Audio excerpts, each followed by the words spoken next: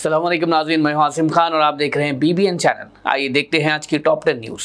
Gaza city में Israel की फौज ने अपनी हमलावर कार्रवाइयों में इजाफा कर दिया है, जिसका मकसद शहर पर अपना कब्जा जमाना और करीब 1 मिलियन फ़लस्तीनियों को ज़बरदस्ती निकालना है।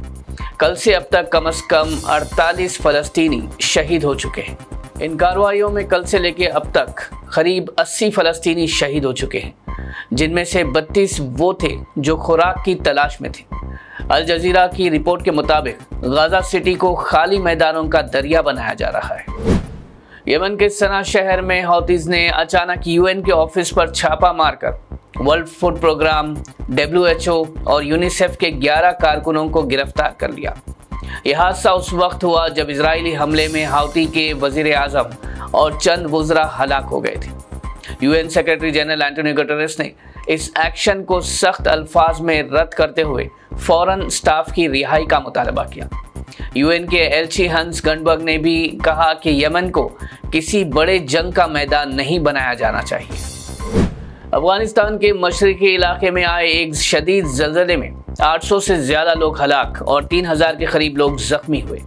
ज़लज़ले की शिद्दत 6.0 दर्ज की गई और इसका मरकज़ जलालाबाद के पास था। रेस्क्यू टीमें और हेलीकॉप्टर्स को भेजा गया, लेकिन पहाड़ी रास्ते और टूटे हुए सड़कों की वजह से मदद पहुंचने में मुश्किलात का सामना पेश आया। हुकूमत ने इमरजेंसी का ऐलान करते हुए आवाम से मदद और सब्र की अपील की है। वज़ीर आज़म नरेंद्र मोदी ने रूसी सदर व्लादिमीर पुतिन से मुलाकात करते हुए यूक्रेन जंग को ख़त्म करने की अपील की। PM मोदी ने कहा कि इंसानियत के लिए अमन और सुलह ज़रूरी है। दोनों रहनुमाओं ने तिजारत, एनर्जी और मालियत के मामले पर भी बात की। पुतिन ने PM मोदी को करीबी दोस्त कहा और भरोसा दिलाया कि रशिया और भारत मुश्किल वक्त में एक दूसरे के साथ है। कांग्रेस लीडर राहुल गांधी ने बिहार में अपनी वोटर अधिकार यात्रा के इख्तिताम पर कहा कि कांग्रेस जल्द ही वोट चोरी के बारे में एक ऐसी बड़ी खुलासा करेगी जो हाइड्रोजन बॉम्ब के बराबर होगा। उन्होंने कहा कि इस खुलासे के बाद PM मोदी अपना चेहरा जनता के सामने नहीं दिखा पाएंगे। राहुल गांधी ने कहा कि वोट चोरी असल में रोजगार, संविधान और आवाम के हुकूक की भी चोरी है। उनका कहना था कि इस मुहिम का पैगाम सिर्फ बिहार तक महदूद नहीं, बल्कि पूरे मुल्क और दुनिया तक पहुंच गया है। AIMIM party chief Asaduddin Owaisi ने अपने ट्वीट में ऐलान किया कि हैदराबाद के पुराने शहर में 16 सितंबर से पासपोर्ट सेवा केंद्र का आगाज होगा। असद ओवैसी ने कहा कि ये मरकज़ साउथ हैदराबाद के तमाम लोगों के लिए दस्तयाब होगा।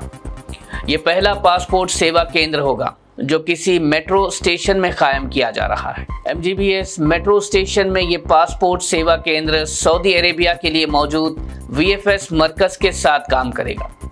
इस पुरानी और अरसे से चलती आ रही डिमांड को पूरा करने पर असदुद्दीन ओवैसी ने ministry of external affairs India का शुक्रिया अदा किया। तेलंगाना असेंबली में कल रात देर तक गर्मा गर्म बहस हुई जब AIMIM लीडर अकबरुद्दीन ओवैसी ने PC घोष कमीशन रिपोर्ट पर सख्त सवालात उठाए। कालेश्वरम प्रोजेक्ट के मसले पर अकबरुद्दीन ओवैसी ने कहा कि रिपोर्ट न सिर्फ अधूरी है, बल्कि इसमें कॉन्ट्रैक्टर्स और सीनियर अफसरों का जिक्र ही नहीं है। उन्होंने ये भी सवाल उठाया कि अगर गलती हुई है तो इस रिपोर्ट में एक्शन का जिक्र क्यों नहीं मिलता। इस पुरजोर तनकीद पर वज़ीर आला रेवंत रेड्डी को जवाब देने में काफ़ी मुश्किल पेश आई और उनकी बातों में बेचैनी भी साफ नजर आई। BRS पार्टी ने तेलंगाना में 2 दिन के लिए रियासत भर में एहतजाज का आगाज कर दिया है। पार्टी का कहना है कि यह तहरीक कालेश्वरम प्रोजेक्ट के खिलाफ चलाई जा रही साजिश के जवाब में। एहतजाज के दौरान धरने, रास्ता रोको और बाइक रैलीज का इंतजाम किया गया है। BRS लीडर KTR ने इल्जाम लगाया कि कांग्रेस और BJP मिलकर तेलंगाना को सुखाने की कोशिश कर रहे हैं।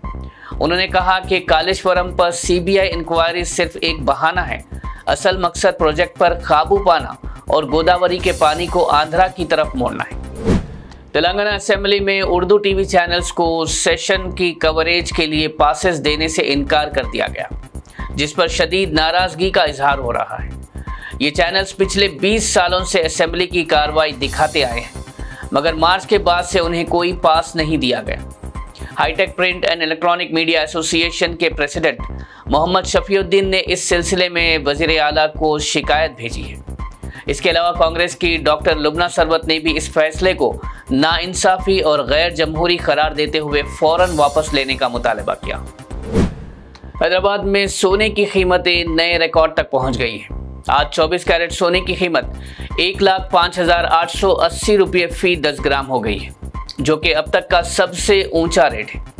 साथ ही 22 कैरेट सोने की कीमत भी 97,050 रुपये फी 10 ग्राम पहुंच गई है। ये इजाफा कल के मुकाबले में 850 रुपये ज्यादा है, जो डॉलर की कमजोरी और डिमांड के बढ़ने का नतीजा है।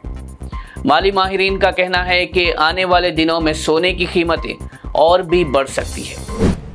नाज़रीन, ये थी आज की टॉप 10 न्यूज़। देखते रहिए BBN चैनल। मुझे दीजिए इजाज़त। अल्लाह हाफिज़।